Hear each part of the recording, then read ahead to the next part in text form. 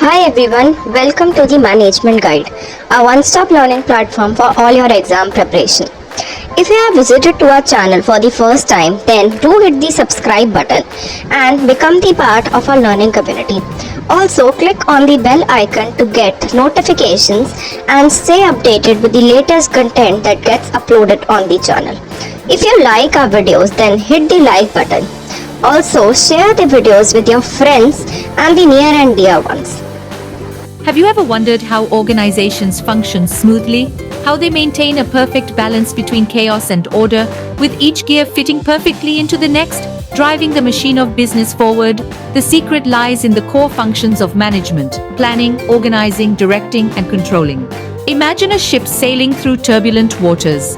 The captain doesn't just randomly decide the course, they plan the journey meticulously, charting the best course, anticipating potential storms, and preparing for emergencies. This is similar to the function of planning in management. It involves setting goals and determining the best way to achieve them. It's a roadmap for the organization, guiding every step towards the desired destination. Now, imagine you're constructing a building. You wouldn't randomly place bricks and hope for the best, would you? You'd organize the process, assigning tasks, arranging resources, and establishing structures. In a similar vein, organizing in management is about arranging and structuring work to accomplish the organization's goals.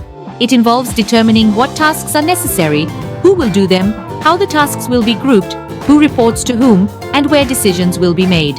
But having a plan and a structure isn't enough. You also need someone to direct the ship, to guide the construction. In management, this is the function of directing. It's about leading, motivating, and effectively communicating with employees.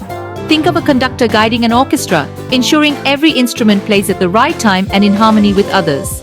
Directing ensures the work flows smoothly and efficiently towards the organization's goals. Lastly, consider a race car driver. They don't just hit the pedal and hope for the best. They constantly monitor their speed, the car's performance, the track conditions. They adjust their driving based on these factors. This mirrors the controlling function of management. It involves monitoring the organization's performance and making necessary corrections. It's the process of ensuring that the organization's activities are going as planned. To summarize, we've sailed through the turbulent waters of management functions. We've learned that planning is about setting goals and determining the best path to achieve them. Organizing involves arranging and structuring work to accomplish these goals. Directing is about leading, motivating, and effectively communicating with employees. And controlling is the process of monitoring the organization's performance and making necessary corrections. These functions of management are not isolated concepts but interconnected elements of a dynamic system. Each function feeds into the next, creating a cycle that, when effectively managed, can propel an organization towards success. So the next time you marvel at a smoothly functioning organization, remember the invisible gears turning behind the scenes: planning, organizing, directing, and controlling. They are the silent architects of success, the unsung heroes of the corporate world.